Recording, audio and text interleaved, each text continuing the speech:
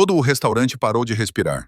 Federico Greco, o aposentado Down que construiu metade do submundo de Chicago, acabara de violar a única regra sagrada. Não se toca nos empregados. Ele achava que ela era frágil, achava que ela era impotente. Ele estava catastroficamente errado. Em vez de se encolher, Maria Puglisi endireitou a coluna e deu um tapa tão estrondoso que ecoou nas paredes de mármore como um tiro. O velho cambaleou para trás com a expressão de choque estampada em seu rosto envelhecido. Mas não foi o golpe que congelou a sala. Foi o que veio depois.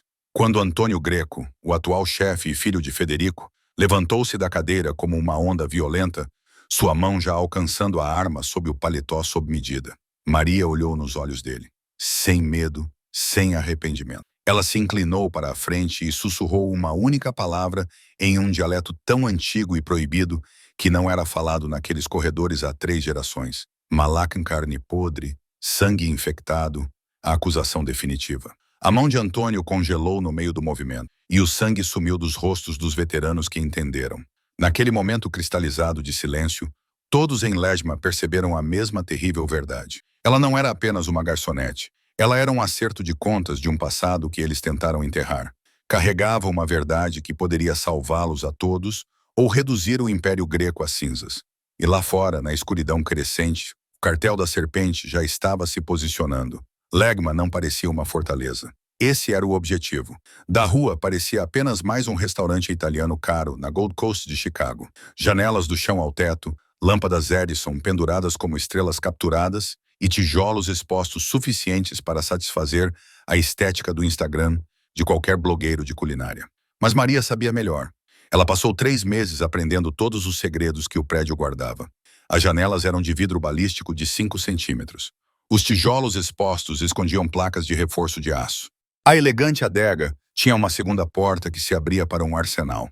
Até mesmo o piso de mármore foi escolhido por um motivo. Eles não absorviam sangue facilmente. Leema era onde o submundo de Chicago vinha para conduzir negócios na ilusão da civilização. Negócios eram feitos, territórios eram divididos ao lado do tiramisu, e todos fingiam ser apenas empresários de sucesso desfrutando de uma boa refeição, não predadores temporariamente escondendo suas garras.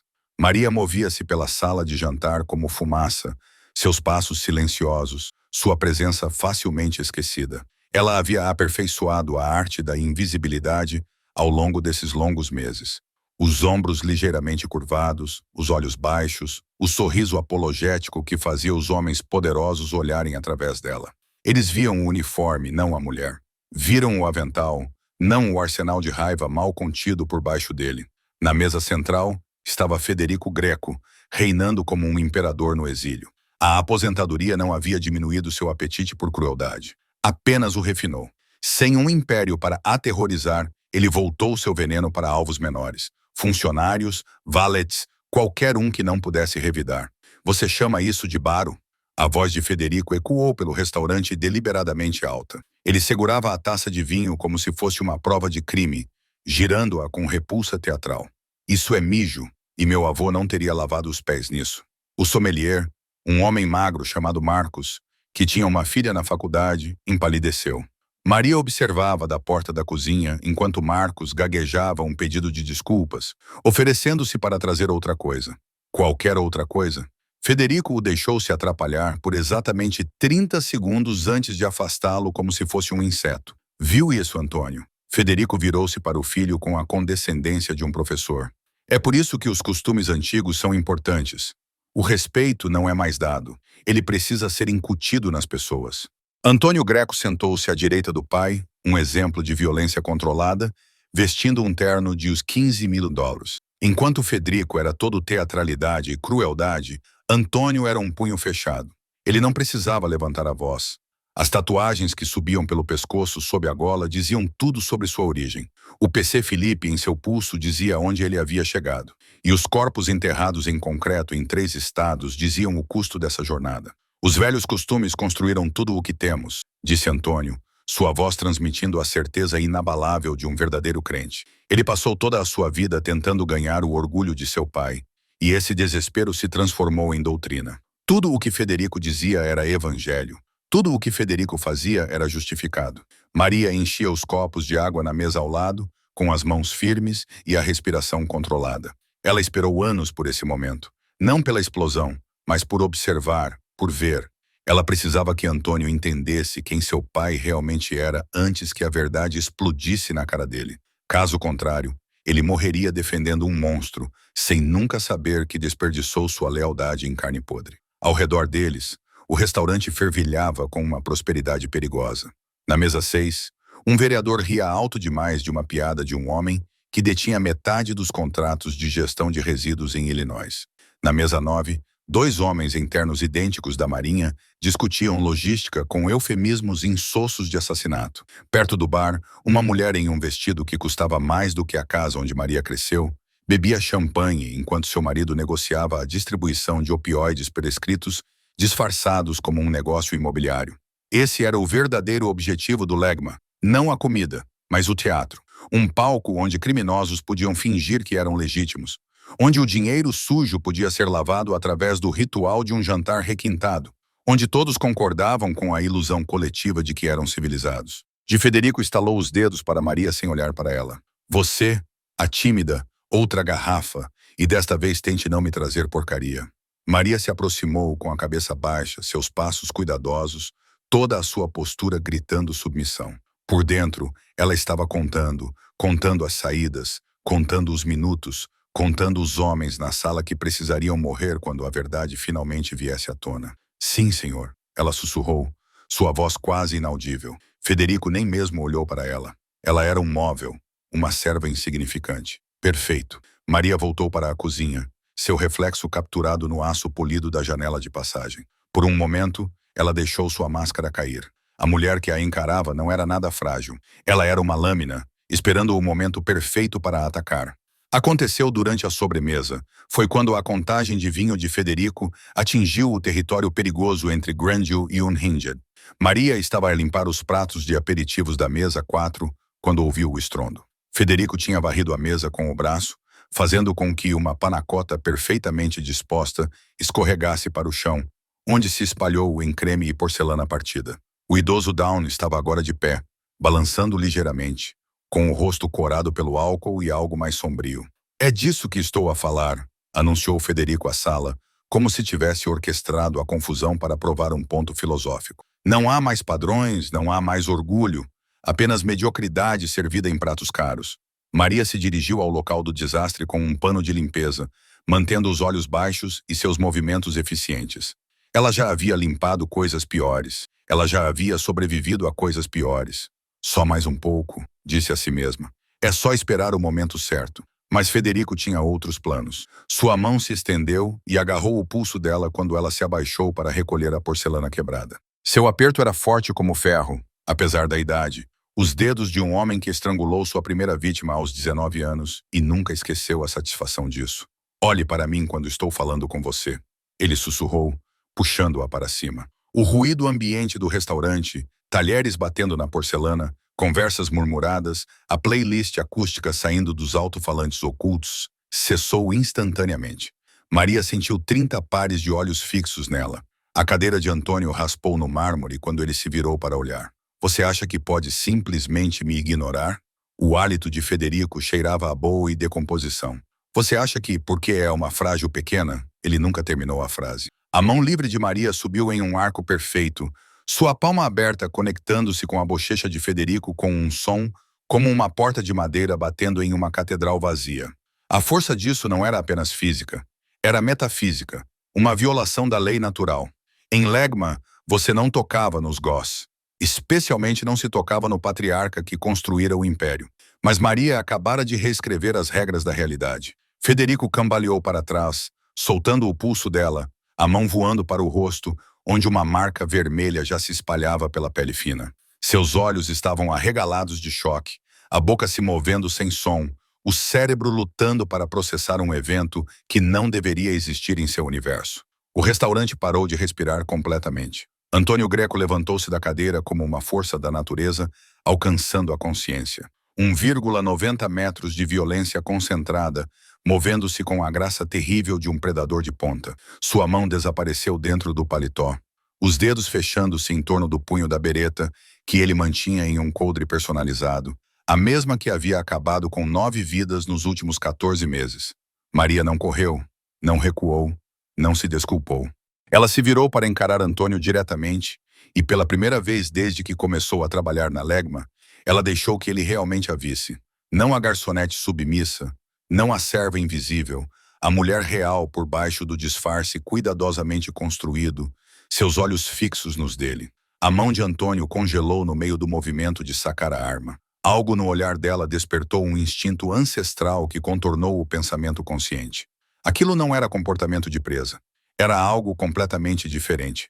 Maria deu um passo em direção a ele, não para se afastar, mas para se aproximar, diminuindo a distância entre eles, até poder sentir o cheiro de sua colônia e ver a confusão cintilando sob sua raiva. Então ela se inclinou para a frente, sua voz baixando para um sussurro que de alguma forma chegou a todos os cantos do restaurante silencioso, e disse uma única palavra em um dialeto tão antigo que Antônio só tinha ouvido uma vez antes, de sua avó em seus últimos dias. Malachã. A palavra pairou no ar como uma maldição materializada em som. Carne podre, sangue infectado.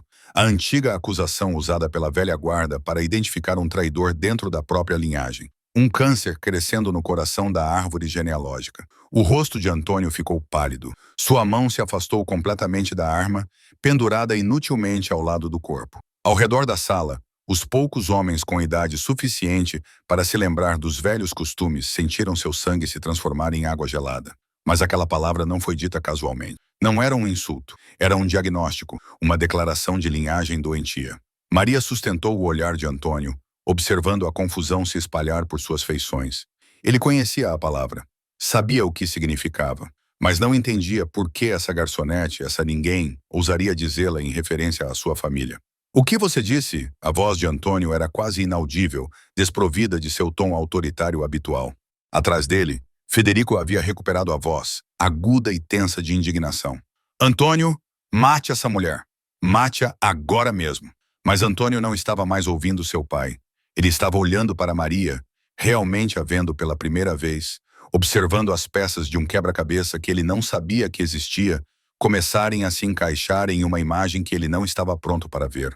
Maria inclinou ligeiramente a cabeça com uma expressão indecifrável. Pergunte a ele, disse ela baixinho, acenando com a cabeça para Federico. Pergunte o que ele fez à família Pugli em 1997. O nome detonou na sala como uma granada. O botão de pânico não era visível para os clientes. Estava embutido sob o balcão de recepção, disfarçado como uma cabeça de prego decorativa na madeira recuperada. Marcos, o sommelier, assistiu a todo o confronto com o horror crescente. E no momento em que Maria mencionou o nome Pugliese, seu instinto de sobrevivência superou seu medo dos gregos. Sua mão apertou o botão. A transformação do Legma foi instantânea e absoluta. Persianas de aço caíram de compartimentos ocultos acima das janelas, com um guincho mecânico, batendo em ranhuras reforçadas no chão com a finalidade de um teto de túmulo. As elegantes lâmpadas Edison foram desligadas ou substituídas por uma luz vermelha forte de emergência que transformou o restaurante em algo parecido com o interior de um submarino. As fechaduras magnéticas da porta da frente se engataram com um baque metálico que ecoou como o martelo de um juiz. Elas ficaram trancadas por exatamente 3 segundos. O único som era o chiado hidráulico do sistema de segurança completando sua sequência de bloqueio. Então a mão de Antônio voltou para sua arma. Desta vez, completando o movimento, a bereta saindo do coldre e apontando para o centro de Maria. O que você acabou de fazer? As janelas da frente explodiram para dentro, mas não se estilhaçaram. O vidro balístico resistiu, mas o impacto foi apocalíptico. Tiros de metralhadora pesada atravessaram as persianas de aço e as janelas reforçadas. O som parecia o fim do mundo em tempo real. As balas calibre 50 martelavam a fachada do prédio em uma rajada contínua que parecia durar para sempre, mas provavelmente durou apenas 5 segundos. O restaurante entrou em caos. Os clientes se jogaram no chão. Cadeiras tombaram. Uma mulher gritou. O vereador rastejou para debaixo da mesa, jogando o paletó caro sobre a cabeça, como se a lã italiana pudesse parar balas. Antônio se agachou em posição de combate, sua arma apontada para a entrada da frente, seu corpo inteiro passando da raiva por Maria para uma avaliação tática em um piscar de olhos. Era para isso que ele havia sido treinado. Era para isso que ele havia sido feito. Serpentes, ele rosnou, reconhecendo o som da M2 Browning, que eles preferiam para ataques de choque e destruição. Eles estão nos atacando aqui agora. Ele já estava se movendo. Sua voz cortava o pânico com a autoridade de um homem que havia sobrevivido a 3 guerras de gangues. Todos no chão, longe das janelas, para a cozinha agora. Sua equipe surgiu de entre os clientes. 4 homens que estavam posicionados em todo o restaurante disfarçados de clientes. Eles se moviam com eficiência treinada, armas aparecendo de coldres nos tornozelos e posições de transporte ocultas, formando um perímetro defensivo ao redor de Antônio. Outra rajada de tiros, desta vez acompanhada pelo estrondo característico de um lançador de RPG. O prédio estremeceu quando a ogiva atingiu a porta da frente reforçada. A explosão foi contida, mas devastadora. A porta resistiu, mas cedeu 15 centímetros para dentro. A fumaça começou a se infiltrar pelas frestas. Federico rastejou para trás da mesa central virada. Sua bravata anterior foi substituída pelo pânico de um homem que se lembrou de que era mortal. Antônio, tire-me daqui. Tem que haver uma saída pelos fundos. Mas Antônio não estava olhando para o pai. Ele estava olhando para Maria. Ela não se moveu. Enquanto todos os outros se jogavam no chão ou corriam para se proteger, ela permaneceu exatamente onde estava, a luz vermelha de emergência pintando-a em tons de sangue e sombra. Sua expressão era perfeitamente calma, sem choque, sem medo. Ela estava esperando por isso. Isso é uma guerra territorial, disse Antônio, sua voz dura com certeza. As serpentes estão entrando em ação. Estão tentando decapitar nossa operação de uma só vez. Sua mente tática já estava correndo por cenários, calculando probabilidades, planejando a defesa. Vamos segurá-los até que nossos reforços cheguem. 40 minutos, talvez menos. Não, disse Maria calmamente. A única palavra cortou o caos como um bisturi. Os olhos de Antônio se estreitaram. O quê? Isso não é uma guerra territorial. Maria deu um passo em direção a ele, sua voz firme apesar dos tiros contínuos que sacudiam as persianas. Eles não estão aqui por território, Antônio. Eles estão aqui para uma execução. Lá fora, os tiros pararam. O silêncio repentino era, de alguma forma, pior do que o barulho. Na breve pausa, eles podiam ouvir vozes gritando em espanhol, o som de veículos se reposicionando, o clique metálico de novos cartuchos sendo carregados. Eles estão se reagrupando, disse um dos homens de Antônio, se preparando para uma brecha. A voz de Federico se elevou atrás da mesa, estridente e desesperada. Antônio, me escute. Isso é apenas negócios, apenas território. Eles sabem. Os olhos de Maria nunca deixaram o rosto de Antônio. Ted, eles sabem que seu pai os traiu. Revelou tudo à FB.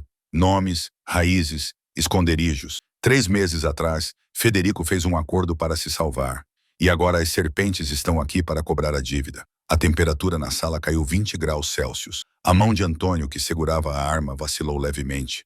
O cano oscilando entre Maria e seu pai. Isso é mentira. É mesmo? Maria inclinou a cabeça em direção à frente do prédio. Como eles sabiam que todos vocês estariam aqui esta noite? Como sabiam exatamente quando atacar? Como sabiam sobre o sistema de segurança? E vieram preparados com armas pesadas. Federico balançava a cabeça freneticamente. Ela está mentindo. Ela é uma deles. Ela provocou isso. O prédio estremeceu quando outro foguete RPG atingiu seu alvo. Se você ainda está ouvindo, adoraria saber de onde você está assistindo nos comentários e, por favor, curta e inscreva-se se ainda não o fez. Obrigado. Vamos continuar. A mão de Antônio fechou-se em torno do bíceps de Maria como um torno, puxando-a para trás através das portas giratórias da cozinha, enquanto sua equipe mantinha a linha defensiva na sala de jantar. A cozinha era toda em aço inoxidável e com uma iluminação fluorescente forte. Não havia romance ali, apenas a maquinaria brutal da preparação comercial de alimentos. Ele a jogou contra a porta do freezer com força suficiente para fazer seus dentes baterem. O cano da bereta pressionou sua têmpora com força suficiente para deixar uma marca circular em sua pele. Comece a falar, disse Antônio, sua voz reduzida a uma pura ameaça. Você tem 30 segundos para explicar por que eu não devo pintar este freezer com sua matéria cerebral. Atrás deles, Federico tropeçou pela porta da cozinha, apoiado por um dos homens de Antônio. O rosto da velha Dawn ainda estava corado, mas o medo havia substituído o rubor do vinho por algo mais primitivo. Não dê ouvidos a ela, Antônio. Ela está brincando com você. Isso é um clássico dividir para conquistar. Cale a boca! Antônio não tirou os olhos de Maria. Fale agora. Maria encontrou seu olhar sem vacilar, mesmo com a arma pressionada contra seu crânio. Quando ela falou, sua voz estava estranhamente calma. O tom de alguém dando um diagnóstico médico, em vez de lutando por sua vida. 3 meses atrás, seu pai foi levado pelo FBI Washington em um hotel em Evanston. Não preso, levado. Há uma diferença. Ela fez uma pausa quando outra explosão sacudiu o prédio. Pó de gesso caía das telhas do teto. Eles tinham o suficiente para prendê-lo para o resto da vida. Extorsão ou conspiração. 3 assassinatos que podiam provar, mas ofereceram-lhe um acordo. Mentiras! Cuspiu Federico. Antônio, ela é... O acordo era imunidade em troca de informações sobre as operações do cartel Serpent em Chicago. Maria continuou como se Federico não tivesse falado. Ele deu-lhes tudo. Localizações de armazéns, redes de distribuição, os nomes de todos os inquilinos Serpent que operavam a norte da Roosevelt Road. Seguiram-se 47 detenções. 47. Antônio cerrou os dentes, mas a arma não vacilou. Por que os federais deixariam os Serpents saberem de onde vinha a informação? Eles não precisavam fazer isso. Os lábios de Maria se curvaram em algo que não era bem um sorriso. Seu pai não é tão inteligente quanto pensa que é. Ele usou seu telefone pessoal para marcar 2 reuniões com seu contato. Os Serpents têm pessoas dentro das empresas de telecomunicações. Ao acessarem os registros, viram as ligações para números conhecidos do FBI. Federico avançou, elevando a voz. Isso é loucura. Antônio, sou seu pai. Eu o trairia? Mostre seu telefone para ele, disse Maria baixinho. A cozinha ficou em silêncio, exceto pelo som distante de tiros e homens gritando posições táticas na sala de jantar. O quê? O rosto de Federico empalideceu. Seu telefone, repetiu Maria. O celular descartável que você guarda no bolso esquerdo do paletó. Aquele que você verificou 17 vezes esta noite. Mostre ao seu filho o que tem nele. A mão livre de Antônio se esticou, agarrando o paletó do pai e enfiando a mão no bolso antes que Federico pudesse reagir. O velho tentou se esquivar, mas Antônio era mais rápido, mais forte e agora muito, muito interessado no que exigia tanta proteção. O telefone era um modelo pré-pago barato, do tipo que se compra em postos de gasolina e se joga fora depois de uma semana. Antônio o abriu com o polegar, seus olhos examinando o histórico limitado de chamadas. Seu rosto se transformou não em raiva, mas em algo pior. Compreensão. O colapso de uma visão de mundo. Esses são números do FBI, disse Antônio. Sua voz oca. Jesus Cristo, esses são números do FBI. Antônio me ouviu. As mãos de Federico estavam levantadas agora, apaziguadoras, desesperadas. Eu tive que fazer isso. Você não entende. Eles tinham provas. Provas reais. Eu estava olhando para a vida. Eu estava protegendo a gente. Protegendo a família. Você deu as serpentes a eles para se salvar. A voz de Antônio estava morta. E agora as serpentes estão aqui para retribuir o favor. Era para ter sido limpo. A compostura de Federico se despedaçou completamente. Eu dei as serpentes a eles. Eles deveriam derrubá-los, e nós expandiríamos para o território deles. Era estratégia, Antônio. Era negócio. Você não me contou. A arma pressionava com mais força a têmpora de Maria, mas Antônio agora olhava para o pai. Você fez um acordo com o FBI e não me contou. Maria falou com cuidado, ciente de que estava entre um homem armado e sua realidade desmoronando. Ele não contou porque sabia que você nunca aprovaria. Você ainda acredita no código? Honra entre ladrões. Os velhos costumes que seu pai adora pregar para as pessoas. Ela fez uma pausa. Ele ia deixar você levar a culpa se algo desse errado. Não é isso, Federico começou. Há um segundo acordo. Maria interrompeu. Verifique as mensagens. Antônio rolou a tela para baixo. Sua respiração ficou superficial. Quando ele falou novamente, sua voz era quase inaudível. Você os entregou a eles. A porta da cozinha se abriu, mas um dos homens de Antônio, um capanga cheio de cicatrizes chamado Dante, enfiou a cabeça para dentro com uma expressão urgente no rosto. Chefe, eles estão trazendo um ariete. Temos talvez 5 minutos antes que eles arrombem a porta da frente. Precisamos de você aqui fora. Antônio não se moveu. A arma ainda estava pressionada contra a cabeça de Maria, mas seus olhos estavam fixos em seu pai, observando o rosto do velho passar por negação, justificativa e, finalmente, medo descarado. As mensagens de texto, disse Antônio suavemente. Elas têm a data de hoje. Você entrou em contato com seu contato no FBI esta tarde. Você disse a eles onde eu estaria esta noite. Sua voz falhou. Você estava me trocando por proteção a testemunhas. A boca de Federico se abriu e fechou sem emitir som. Lá fora, o ariete atingiu a porta da frente com um estrondo que sacudiu todo o prédio. O ariete bateu novamente, mas desta vez a porta da frente reforçada cedeu com um guincho torturante de metal. O som de botas batendo no mármore ecoou pelo prédio. Não eram poucos homens, mas muitos. As serpentes não estavam mais sondando. Elas estavam invadindo. A arma de Antônio finalmente baixou da têmpora de Maria, não porque ele tivesse decidido confiar nela, mas porque a ameaça imediata havia mudado de mistério para matemática. Ele podia ouvir pelo menos uma dúzia de inimigos na sala de jantar. Sua equipe de 4 homens não resistiria por muito tempo. Chefe! A voz de Dante ecoou da sala de jantar, pontuada por tiros. Precisamos de você agora. Antônio se moveu em direção às portas da cozinha, mas a mão de Maria se estendeu e segurou seu pulso. O aperto era forte como ferro, treinado, nada parecido com o toque delicado de uma garçonete que passara 3 meses servindo vinho. Você vai passar por aquelas portas apenas com armas. Enquanto seus últimos 90 segundos, ela disse, deixe-me mostrar o que esta cozinha realmente é. Antônio olhou para ela, sua mente ainda atordoada pela traição de seu pai, tentando entender por que essa mulher estava ajudando-o, em vez de deixar as serpentes terminarem o trabalho. Quem é você?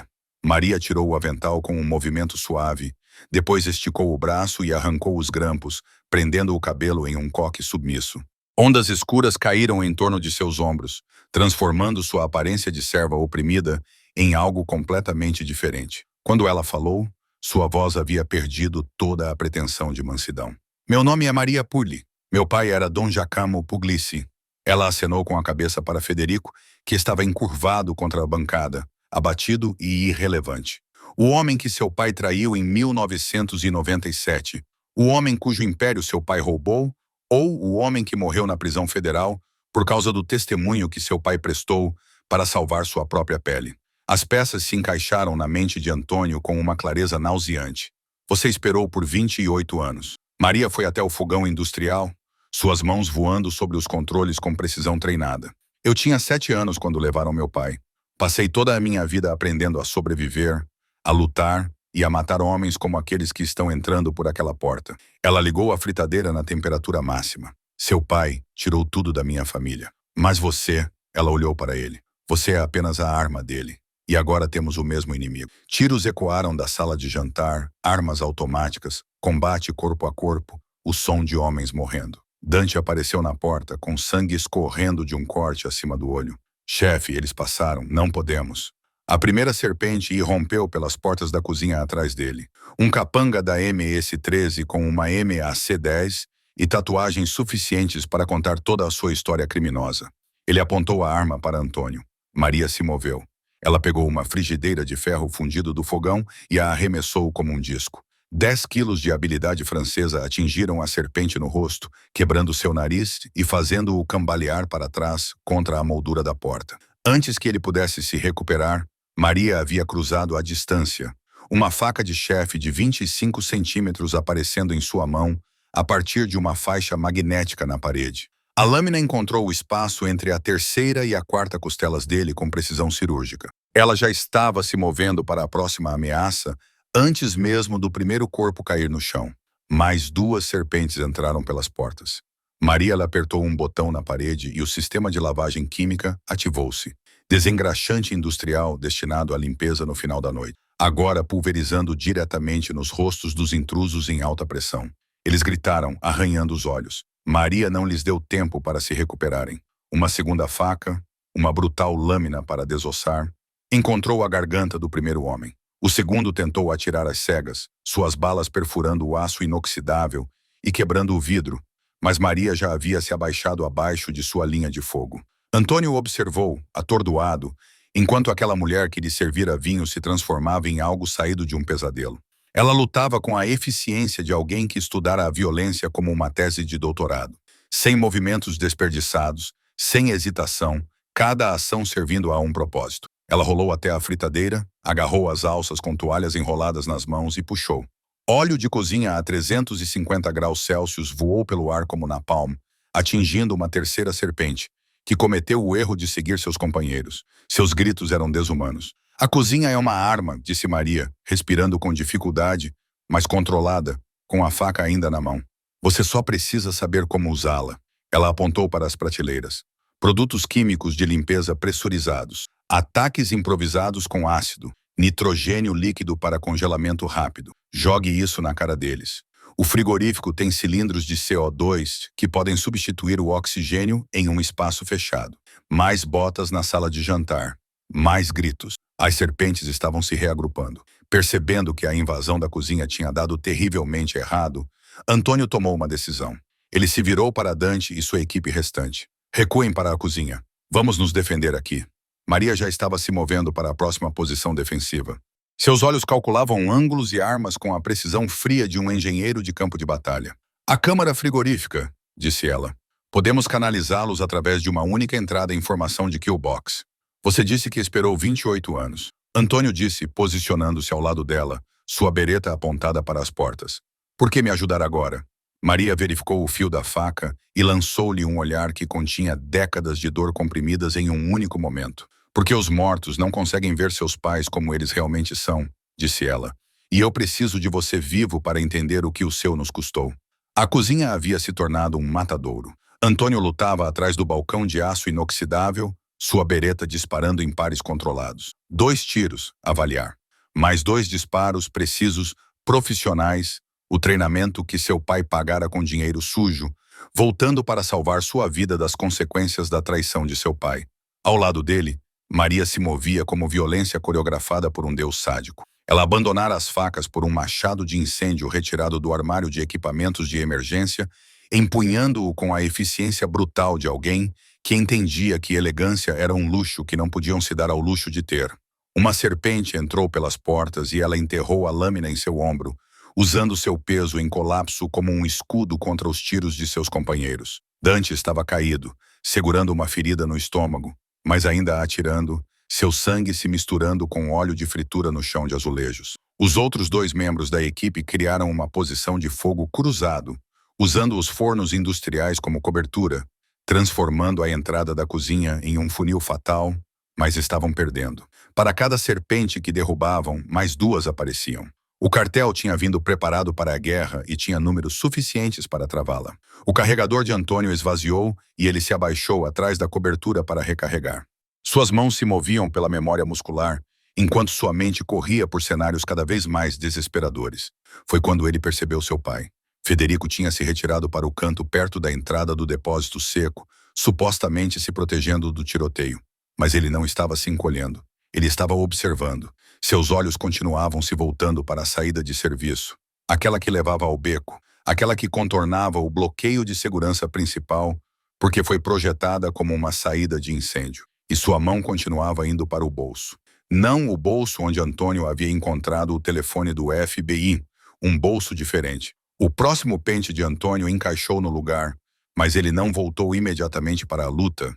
Ele observava seu pai com a mesma avaliação tática que usaria em uma posição inimiga. Federico tirou um telefone, outro celular descartável. Quantos ele tinha?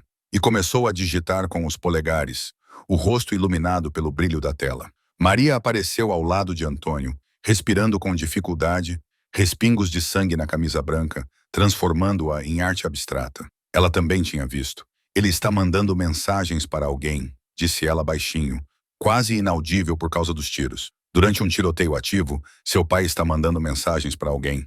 Uma serpente deu 3 passos na cozinha antes que Dante acertasse 2 balas em seu peito. O corpo caiu na soleira da porta, criando um obstáculo que retardaria a próxima onda por segundos preciosos. Mas esses segundos estavam se esgotando. Todos eles estavam. O quê? Antônio? A voz de Federico cortou o caos, alta e tensa. Precisamos recuar para a saída de serviço. Podemos recuar. Reagrupar. Antônio não respondeu. Ele estava observando o rosto de Federico. Observando-o de verdade pela primeira vez desde o início do cerco. Os olhos do velho estavam brilhando demais. Seus movimentos eram calculados demais. Isso não era pânico. Encenação. Maria ejetou o pente vazio da pistola. Ela pegou uma arma de uma das serpentes caídas e colocou um novo pente. Ele não está assustado o suficiente, observou ela. Uma pessoa normal presa em um cerco ficaria paralisada ou histérica. Seu pai não está nem uma coisa nem outra. Ela estava certa. Federico estava preocupado, certamente, Mas era a preocupação de um homem preocupado com a possibilidade de seu plano falhar, não o terror de um homem enfrentando uma morte certa. A porta de saída de serviço chacoalhou levemente, não por causa da batalha, nem por alguém testando-a do lado de fora. O sangue de Antônio virou água gelada. As serpentes estavam atacando-os pela frente com força avassaladora, imobilizando-os, deixando-os desesperados. E Federico continuava olhando para a porta dos fundos, continuava mandando mensagens, continuava sugerindo que recuassem em direção a ela. É uma armadilha, disse Antônio, a percepção se espalhando por ele como veneno. Eles não estão apenas tentando invadir, estão nos machucando. Maria assentiu com severidade. Ele contou a eles sobre a saída de serviço. Ele deveria levá-los até lá. Eles estariam esperando. Outra rajada de tiros. Um dos companheiros de Antônio, um garoto chamado Marco, que havia se destacado no ano anterior, levou um tiro na garganta e caiu. Seu sangue arterial pintou o teto com padrões Rorschach vermelhos. Eles estavam reduzidos a 3 lutadores funcionais.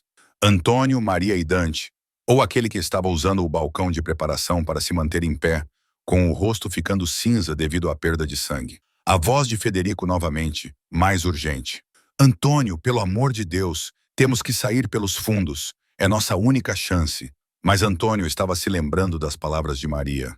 Malachan, carne podre, o câncer na linhagem. Ele passou a vida inteira defendendo esse homem, acreditando nele, impondo sua vontade com violência. Quantas pessoas Antônio havia ferido porque seu pai ordenou? Quantas vidas ele havia destruído a serviço de uma mentira? O telefone na mão de Federico vibrou com uma mensagem recebida. O rosto do velho passou por uma expressão que Antônio nunca tinha visto antes. Alívio misturado com algo como expectativa. Chefe, Dante ofegou com os dentes cerrados. Estamos quase sem munição. O que quer que estejamos fazendo, precisamos fazer agora.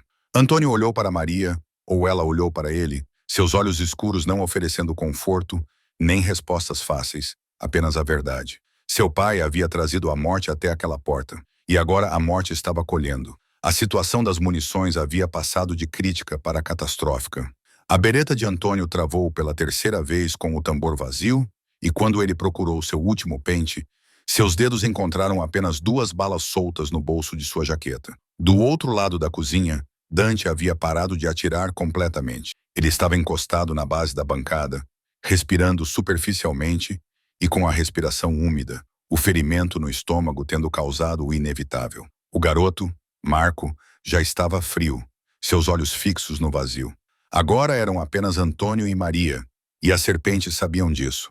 O ataque havia mudado de força avassaladora para pressão paciente, e eles pararam de invadir a cozinha e começaram a atirar em rajadas controladas, mantendo seus alvos imobilizados enquanto manobravam para obter melhores posições.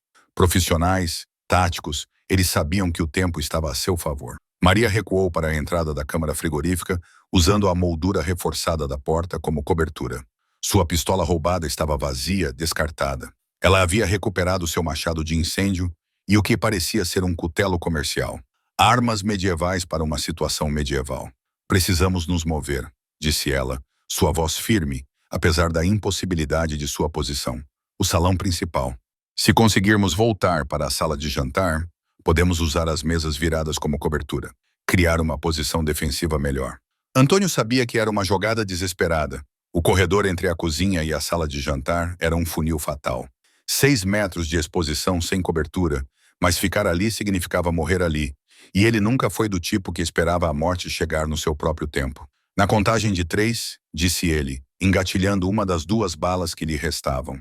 Vamos rápido, fiquem abaixados. Foi então que percebeu que seu pai havia desaparecido. O canto onde Federico estava agachado estava vazio. No caos do último tiroteio, enquanto Antônio estava concentrado em não morrer, o velho havia desaparecido. Maria viu isso em seu rosto. Onde? O som de metal raspando contra metal ecoou da parte de trás da cozinha, a saída de serviço. Alguém estava manipulando a fechadura por dentro. Os olhos de Maria se arregalaram. Não. Ela se moveu antes que Antônio pudesse processar o que estava acontecendo, correndo em direção à parte de trás da cozinha com o machado levantado. Antônio a seguiu, com a bala restante pronta, sua mente finalmente aceitando o que seu coração negava. Seu pai estava abrindo a porta. Eles encontraram Federico no corredor de serviço, com as mãos trabalhando na fechadura reforçada que protegia a saída. O rosto do velho estava coberto de suor, seus movimentos frenéticos. Ele conseguiu destravar a primeira fechadura e estava alcançando a segunda quando o grito de Maria o interrompeu. Afaste-se da porta. Federico se virou. E por um momento, apenas um momento, Antônio viu o verdadeiro rosto de seu pai. Não o patriarca, não o construtor de impérios. Apenas um velho assustado, disposto a sacrificar qualquer coisa, qualquer pessoa, para salvar sua própria pele. Antônio, disse Federico, sua voz assumindo o tom autoritário que ele usara durante toda a infância de Antônio. Abaixe a arma. Você não entende. Eu fiz acordos para me trocar, disse Antônio secamente. Era disso que se tratavam as mensagens. É por isso que eles estão atacando à frente com tanta força. Você disse a eles que me entregaria pela porta dos fundos. As mãos de Federico se levantaram em um gesto suplicante. Não é assim. Eu negociei passagem segura para nós dois. Eles só querem um gesto de boa-fé. Eles me querem morto, corrigiu Antônio. Porque sou eu quem realmente comanda a organização. Sou eu quem sabe onde está o dinheiro de verdade, onde estão as operações. Você está aposentado há 5 anos. Não tem mais valor. Sua voz estava assustadoramente calma. Eu tenho. E você está dando a eles carne para salvar a si mesmo. Da cozinha, eles podiam ouvir as serpentes se reagrupando, se preparando para outro ataque. O tempo era medido em segundos. Agora, Maria mantinha seu machado apontado para Federico, mas seus olhos se voltaram para Antônio. Mas ele tem enviado nossa posição para eles o tempo todo. Cada posição defensiva que tomamos, cada vez que nos movemos, ele tem fornecido informações para eles. O rosto de Federico se contorceu em desespero. Seu hipócrita. Você acha que é melhor do que eu? Seu pai teria feito a mesma coisa. Sobreviver é tudo o que importa. Sobreviver é a única lei. Meu pai morreu com honra, disse Maria baixinho, em uma cela de prisão traído por você. Mas ele morreu com a alma intacta. Você pode dizer o mesmo?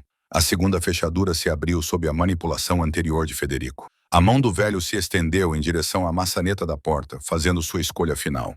A última bala de Antônio o atingiu no ombro, fazendo-o girar para longe da porta. Federico bateu na parede com um grito de dor e choque, segurando o ferimento, olhando para o filho com traição incompreensível. Você atirou em mim, Federico ofegou. Seu próprio pai. Você me matou primeiro, disse Antônio. Você só queria que eu morresse depois que estivesse em segurança. Do lado de fora da saída de serviço, eles podiam ouvir movimentos, vozes em espanhol. As serpentes já estavam em posição, esperando a porta se abrir, esperando que o velho entregasse seu filho como um sacrifício para apaziguar os deuses da sobrevivência. Maria foi até a porta e, silenciosamente, cuidadosamente, travou as 2 fechaduras novamente. Antônio olhou para seu pai, encostado na parede, com sangue escorrendo pelos dedos de Federico, que seguravam seu ombro ferido. Os olhos do velho estavam selvagens, saltando entre o filho e a porta trancada, sua mente tentando calcular uma rota de fuga que não existia mais. Antônio, por favor. A voz de Federico havia perdido toda a pretensão de autoridade. Era um pedido, puro e sem adornos. Eu sou seu pai. Sangue é sangue. Você não pode simplesmente... Sangue é sangue, repetiu Antônio, com a voz vazia. Ele olhou para a bereta em sua mão com o tambor vazio. A arma agora era apenas um pedaço caro de metal e polímero. Foi isso que você sempre me ensinou. Família acima de tudo, lealdade acima de tudo, os velhos costumes. Da cozinha ouviu-se o som de botas no azulejo. As serpentes estavam avançando novamente, sentindo fraqueza, cheirando sangue na água. Maria agarrou o braço de Antônio com um aperto urgente.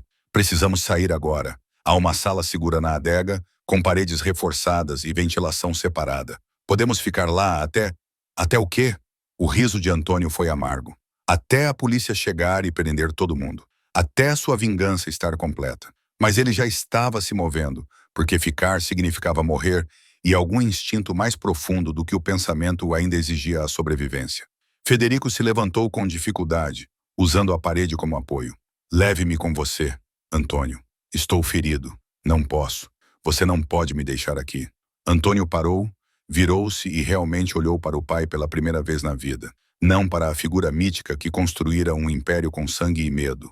Não para o professor que lhe ensinara os códigos sagrados da honra e do respeito. Apenas para um velho que passara décadas pregando lealdade enquanto se preparava para violá-la no momento em que sua própria sobrevivência fosse ameaçada. Você sabe o que Malachan realmente significa? Antônio perguntou baixinho. Federico piscou, confuso com a pergunta, enquanto tiros ecoavam cada vez mais perto. Significa traidor ou carne podre? Não. Maria falou da porta da adega. Uma mão no interruptor escondido que revelaria a sala segura. Significa algo mais específico. É como a velha guarda chamava alguém que carregava uma doença em sua linhagem. Não uma doença metafórica, mas uma corrupção genética real que envenenaria todas as gerações seguintes. Ela olhou para Antônio com algo que poderia ser pena. Sua avó costumava dizer isso sobre seu pai, antes de morrer, antes que ele a silenciasse. As palavras pairavam no ar como fumaça. Antônio se lembrou dos últimos anos de sua avó, de como ela se tornara cada vez mais hostil em relação a Federico, de como tentara lhe dizer algo durante sua última visita ao hospital. Mas seu pai o interrompeu, mandou-o embora, e quando ele voltou, ela estava sedada. Ela morreu no dia seguinte. Ela sabia, disse Antônio. Ela sabia o que você era. Federico se afastou da parede, cambaleando em direção ao filho. Antônio, escute-me. Tudo o que fiz para sobreviver, para nos manter vivos. Você acha que o jogo tem regras? Você acha que há honra em morrer? Eu construí tudo o que você tem. Você construiu isso com base na traição. A voz de Antônio era monótona. O território polícia que você tomou em 97. Você não o conquistou em uma guerra. Você os entregou aos federais e recolheu os pedaços. Pensamento estratégico. Os irmãos Delgado em 2003. Você os culpou por um ataque que eles não ordenaram. Deixe-me matá-los e pegar suas rotas de contrabando. Eles eram concorrentes. A parceria Castellano no ano passado. Você me aconselhou contra isso. Disse que eles não eram confiáveis. Os olhos de Antônio estavam mortos. Mas não era uma questão de confiança. Era porque eles tinham descoberto o que você era, o que você sempre foi. O rosto de Federico passou por várias emoções, raiva, medo, desespero, antes de se fixar em um cálculo terrível. Quando ele falou novamente, sua voz havia mudado. Não havia mais súplicas.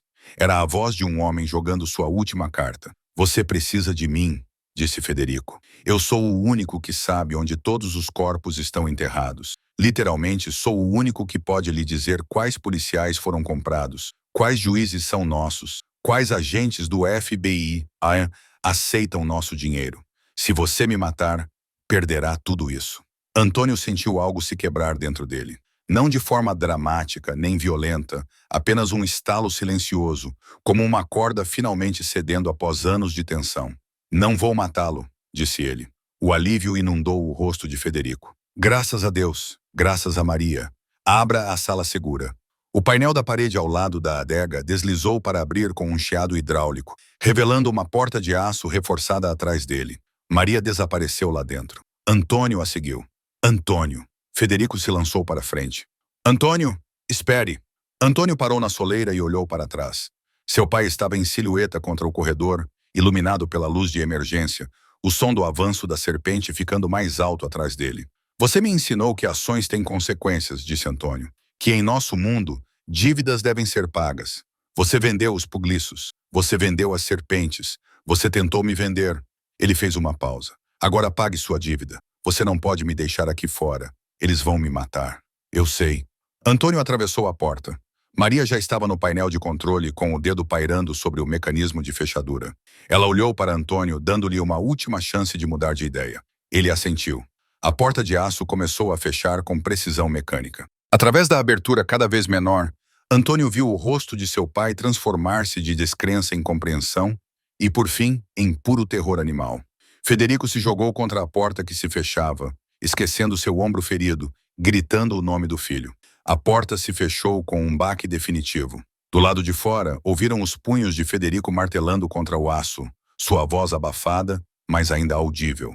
Antônio, Antônio, por favor. Eu sou seu pai. Depois, mais alto, as serpentes alcançando o corredor da adega. Depois, tiros. Depois, silêncio. Antônio ficou de frente para a porta selada, seu reflexo olhando para ele da superfície polida. Ele se parecia com seu pai. O mesmo queixo, os mesmos olhos, o mesmo sangue.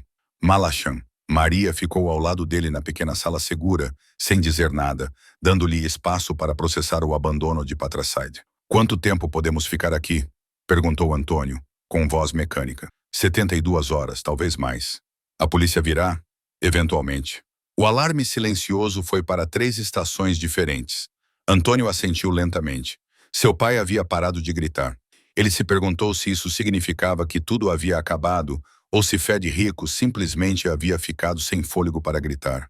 Eu deveria sentir alguma coisa, disse ele. A mão de Maria encontrou seu ombro. Você sentirá mais tarde quando o choque passar. O que eu sentirei então? Ela ficou em silêncio por um longo momento. Quando falou, sua voz trazia 28 anos de experiência. Alívio, disse ela, e então culpa pelo alívio. E então, se você tiver sorte, algo como paz. Fora da sala segura, as serpentes vasculhavam Legma, procurando sobreviventes, procurando respostas, procurando o homem que os havia traído. Eles encontrariam Federico I. As sirenes chegaram com o amanhecer. Antônio as ouviu através do sistema de ventilação da sala segura.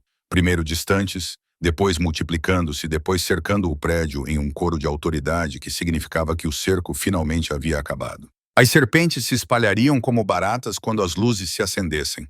Elas sempre faziam isso. Fosse o que fosse que elas tinham vindo buscar, não tinham encontrado. Ou talvez tivessem. Maria verificou as câmeras externas. Imagens granuladas mostravam a sala de jantar, a cozinha, o corredor da adega, corpos por toda parte, mesas viradas, buracos de bala nas paredes como sinais de pontuação em uma história escrita com violência. O restaurante, que fora um templo da civilidade criminosa, era agora uma cena de crime que levaria semanas para as equipes forenses processarem. A costa está livre, disse Maria, com uma mão na maçaneta da porta. A polícia está protegendo o perímetro. Devemos esperar. A voz de Antônio era um rugido após horas de silêncio. Meu pai. Maria ligou a câmera da adega. A imagem era de baixa qualidade. A iluminação de emergência lançava tudo em tons de vermelho e preto, mas era clara o suficiente. Federico Greco estava caído ao pé da escada da adega. Seu corpo estava torcido em um ângulo que sugeria que a queda não tinha sido o pior que lhe aconteceu. A poça de sangue sob ele estava preta na imagem da câmera, espalhando-se pelo concreto como vinho derramado. Antônio ficou olhando para a tela por um longo tempo. Ele esperava sentir tristeza, arrependimento, algo que confirmasse que ele ainda era humano sob as cicatrizes dessa vida. Mas tudo o que sentiu foi um vasto vazio ecoante, como um edifício depois de todos terem saído, e você finalmente consegue ouvir a própria estrutura respirar. Ele está? Antônio não conseguiu terminar a pergunta. Maria ampliou a imagem da câmera. O peito dele mal se move. As serpentes deixaram-no vivo. Ela fez uma pausa. A polícia vai encontrá-lo. Os paramédicos vão levá-lo para o hospital. Se ele sobreviver, vai falar. Ele fala sempre. O FBI irá protegê-lo. Proteção de testemunhas. Um acordo. Sim. Antônio acenou com a cabeça lentamente. Então, seu pai acabaria vivendo em algum subúrbio com um nome falso, passando seus últimos anos assistindo a programas de jogos e lembrando-se de quando era um rei. De alguma forma, parecia apropriado. Federico sempre teve mais medo da morte do que capacidade de aceitá-la com dignidade. Ele nunca será capaz de voltar, disse Antônio. Para Chicago, para a vida. Não, concordou Maria. Ele já se foi. É apenas o seu corpo que precisa de acompanhar. Ela abriu a porta da sala segura. O ar que entrou cheirava a cordite e sangue, e ao cheiro particular de um lugar onde demasiadas pessoas tinham morrido demasiado depressa. Antônio seguiu-a até os escombros da Legma, os sapatos a esmagar vidros partidos, os olhos a absorver o custo da traição final do pai. Dante havia morrido em algum momento durante a noite. Marco também. É claro que as serpentes haviam deixado 8 corpos, homens que nunca mais veriam suas famílias, porque um velho não conseguia aceitar que seu tempo havia acabado. Antônio subiu as escadas até a sala de jantar. A luz da manhã entrava pelos buracos de bala nas persianas de aço, criando feixes de luz que refletiam na poeira e na fumaça que ainda pairavam no ar. A polícia estava na porta da frente gritando ordens, preparando-se para invadir. Ele olhou em volta à procura de Maria para lhe dizer o quê? Obrigado por salvar minha vida. Obrigado por me mostrar a verdade. Obrigado por me forçar a ver que o homem em torno do qual eu construí toda a minha identidade era vazio por dentro. Mas ela já estava se movendo para os fundos do restaurante, longe da polícia, longe das perguntas, das prisões e do desfecho que se seguiria. Ela havia recuperado seu avental de algum lugar, o que usava como garçonete, o disfarce que manteve por 3 meses, enquanto esperava por esse exato momento. Ele estava dobrado cuidadosamente no balcão do bar, colocado com a mesma precisão que ela usava para arrumar as mesas. Maria. A voz de Antônio a deteve na entrada da cozinha. Espere. Ela se virou e, na luz da manhã que entrava pelos buracos de bala, ele finalmente pôde vê-la claramente. Mas não a garçonete, não a guerreira. Apenas uma mulher que passou 28 anos carregando o peso do legado de seu pai, que aprendeu a matar, lutar e sobreviver. Tudo por este momento da verdade. Você salvou minha vida, disse Antônio. Você poderia ter deixado que eles me levassem. Deixado que as serpentes terminassem o que meu pai começou. Por que você não fez isso? Maria sorriu. Mas era um sorriso triste e cansado, sem qualquer triunfo. Porque eu precisava que você o visse, que realmente o visse.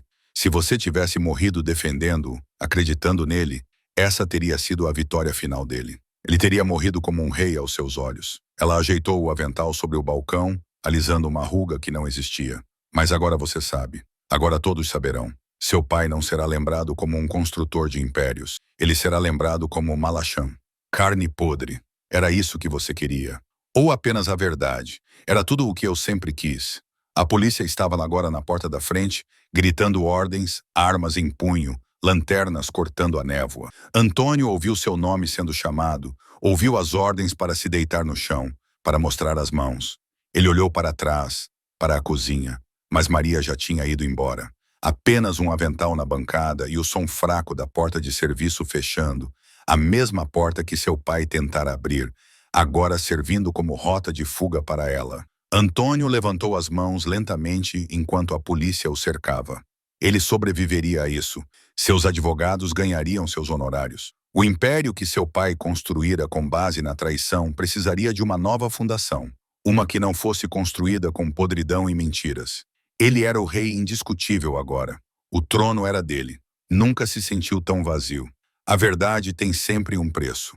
Num mundo construído sobre a lealdade, a maior traição vem daqueles em quem mais confiamos. Maria Pulice passou 28 anos a preparar-se para um momento. Não para a vingança, mas para a revelação. Porque, por vezes, o castigo mais cruel não é a morte, mas obrigar alguém a ver a verdade que negou toda a sua vida. Federico Greco construiu um império sobre a traição e morreu como um covarde. Antônio Greco herdou esse império, mas perdeu o pai. E Maria, ela foi embora com nada além da verdade. E às vezes isso é tudo. O verdadeiro poder não está na coroa que você usa, mas nas ilusões que você está disposto a destruir. Se esta história fez você questionar tudo o que pensava saber, clique no botão curtir e inscreva-se para mais contos, onde nada é o que parece e a verdade sempre vale o custo.